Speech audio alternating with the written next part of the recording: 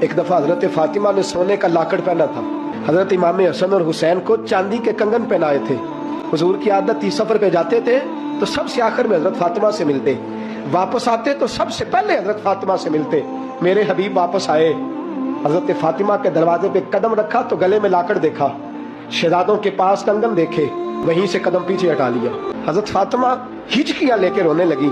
حضرت علی گھر آئے تو کہا فاطمہ کیا ہوا؟